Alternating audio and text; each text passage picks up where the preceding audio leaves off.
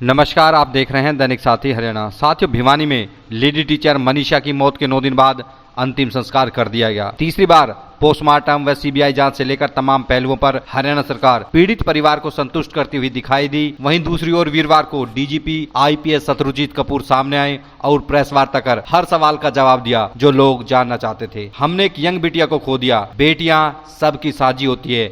माँ बाप और परिवार का दुख हम सब समझते हैं। इस दुख की घड़ी में हम उनके साथ खड़े हैं, ऐसा कहकर डीजीपी दुख की इस घड़ी में मनीषा के परिवार के साथ खड़े हुए दिखाई दिए। वहीं हरियाणा में चल रही जांच पर डीजीपी ने कहा कि केस सीबीआई को देने का जो निर्णय हुआ है, इससे पीजीआई के वैज्ञानिक और डॉक्टरों की काबिलियत पर कोई प्रश्न चिन्ह नहीं है। परिवार की मांग थी और सरकार की ट्रांसपेरेंसी कमिटमेंट के साथ जन भावना को ध्यान में रखते हुए यह फैसला लिया गया है। अब आपको दिखाते हैं इस पूरे मसले को लेकर हरियाणा डीजीपी आईपीएस शत्रुजीत कपूर ने किस तरह से एक एक करके तमाम सवालों के जवाब दिए। तो खो दिया। जैसा आप कहते हैं कि बेटियां सबकी साझी होती हैं, माँ बाप का और परिवार का जो दुख है वो हम सब समझते हैं और इस दुख की घड़ी में हम उनके साथ खड़े हैं। परसों रात, जैसा कि आप जानते हैं, वो परिवार की तरफ से एक मांग प्राप्त हुई कि इस केस की इन्वेस्टिगेशन को सीबीआई को दे दिया जाए। तो परसों रात को ये पहली मर्तबा ये डिमांड आई, जिसको तुरंत सीएम साहब ने उसको माना और ट्वीट भी किया।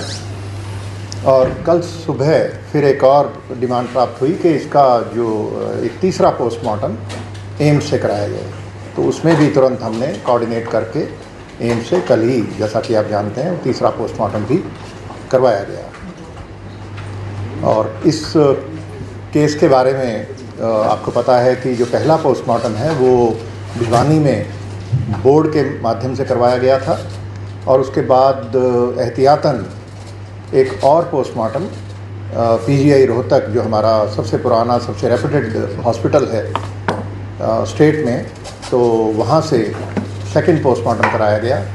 डॉक्टर्स ने कुछ सैंपल लिए और वो सैंपल्स से उन्होंने हिदायतें दी कि कुछ टेस्ट करवाए जाएं ताकि वो ओपिनियन अपनी दे सकें। वो सारे टेस्ट हमारी फॉरेंसिक साइंस लैब जो मधुबन में और रोहतक में हैं, राष्ट्रीय स्तर की लैब्स हैं, तो उनमें वो टेस्ट करवाए गए और सोमवार को कुछ रिपोर्ट्स प्राप्त हुई। उसके बाद पीजीआई रोहतक के डायरेक्टर ने एक बोर्ड ऑफ डॉक्टर्स, जो सीनियर डॉक्टर्स हैं, उनका एक बोर्ड बनाया और वो गठित करके वो सारी रिपोर्ट्स उनके सामने रखी गई और पोस्टमार्टम की दोनों रिपोर्ट्स के आधार पे उन्होंने अपनी ओपिनियन दी। और जैसा मैंने बताया कि हमारे, और हम सब जानते हैं कि पीजीआई रोहतक में हमारा सबसे पुराना, सबसे रेप्यूटेड हॉस्पिटल है, बहुत काबिल डॉक्टर हैं और हमारी जो फॉरेंसिक साइंस लैब्स हैं वो भी राष्ट्रीय स्तर की हैं और अंतर्राष्ट्रीय मानकों के मुताबिक वो अपने सभी टेस्ट करते हैं। तो ये जो निर्णय हुआ सीबीआई को देने का है, किसी भी तरीके से कोई उनकी, हमारे जो वैज्ञानिक हैं और जो हमारे डॉक्टर हैं, उनकी निष्ठा और काबिलियत पर कोई प्रश्न चिन्ह नहीं है, बल्कि क्योंकि परिवार की मांग थी और ये ट्रांसपेरेंसी की एक जो कमिटमेंट है सरकार की, उसके तहत कि सब कुछ ट्रांसपेरेंटली किया जाए और जन भावना का ध्यान रखते हुए ये निर्णय लिया गया। और इसमें जैसे ही परसों रात डिमांड आई, उसको तुरंत मान करके इस केस को जल्दी ही ट्रांसफ़र कर दिया जाएगा। उसकी एक प्रक्रिया है, वो पूरी करके ये सीबीआई को चला जाएगा। और जिन परिस्थितियों में भी ये एक प्रकरण हुआ, ये सारा घटनाक्रम, वो सारी परिस्थितियां भी इसमें निकल करके सीबीआई की जांच में सामने आ जाएंगी। तो इस सारे प्रकरण में बहुत सारे लोगों ने, काफ़ी जो इलाके के, भिवानी ज़िले के सामाजिक लोग और दूसरे लोगों ने बड़ा अच्छा इसमें एक रोल अदा किया। उन्होंने समझदारी से काम लेते हुए, जब एक स्टेज आई जब वो मॉब था जो लीडरलेस हो गया, कोई नेता नहीं था, तो उस वक्त काफ़ी लोगों ने अच्छा एक रोल प्ले किया, तो उन सबका धन्यवाद। लेकिन कुछ ऐसे लोग भी थे जिन्होंने, आपने देखा कि भ्रामक और एक तथ्यात्मक रूप से गलत प्रचार भी करके गैर जिम्मेदाराना एक माहौल बनाने का प्रयास किया, अराजकता का एक माहौल बनाने का प्रयास किया, कुछ सुर्खियां बटोरने के लिए कुछ शरारती तत्व, वो भी ऐसे लोग बीच में ऐसे जब आंदोलन होते हैं आप जानते हैं कि वो आ जाते हैं। तो ऐसे लोगों के ख़िलाफ़ भी कुछ कार्रवाई की गई है और मैंने कहा है अपने अधिकारियों को कि और ऐसे लोग जो भी हैं उनको चिन्हित करें और ये इस तरीके के लोग पूरी व्यवस्था पर एक प्रश्न चिन्ह लगाने का प्रयास करते हैं सूचना बटोरने के लिए और एक अपने पॉपुलिज्म की वजह से। तो इनको चिन्हित करना ज़रूरी है और जो भी कानून के मुताबिक एक्शन ज़रूरी है इनके विरुद्ध लिया जाएगा, क्योंकि इस प्रकार के लोग पूरे लोकतंत्र पर एक तरह से प्रश्न चिन्ह लगाने का प्रयास करते हैं। तो ये कुछ चीज़ें थी और